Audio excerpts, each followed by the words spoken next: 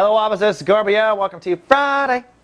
Well, it looks like it's a two-part day Friday. That's because the moon begins in Sagittarius, so emotional focus will be on productivity and soul capital for almost a full business day.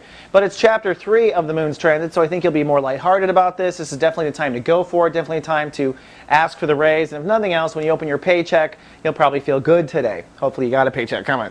But as the day does progress, things fall into mind games, unfortunately. The moon will shift into Capricorn at the end of the day. Depending on where you live in the world will determine at what point at the end of the day. But emotionally, things do shift. And this is a hot topic. For one, I must point out that the Sun and Pluto are squaring for the next few days. That means there's fears and difficulties between two areas of our life.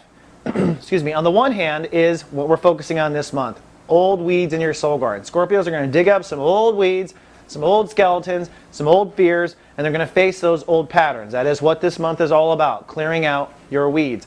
On the other hand, those weeds are directly tied to some sort of mind game habit you have or some sort of attitude you tend to fall into, and the universe is going to dare you to fall into that old attitude, especially as the moon crosses your ruling planet, Pluto, which is direct in Capricorn. So you'll likely be asked by the universe, there'll be an opportunity, that's the best way to put it, to let go of an old emotional attachment to an old way of thinking. So maybe, for instance, this is really common with Scorpios, but when Scorpios get betrayed, the first thing their mind goes towards usually is revenge.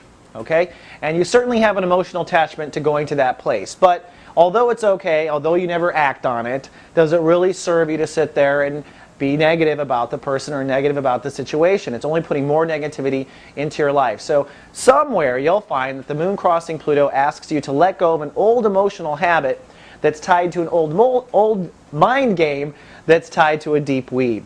But as the weekend progresses, things do lighten up. I think you're going to be cloudy and spaced out on Saturday and Sunday as the moon continues through Capricorn, and you'll likely be processing your emotions and how that triggers your mind and how that triggers your emotions. So it's going to be kind of a reserved and detached weekend for the Scorpios.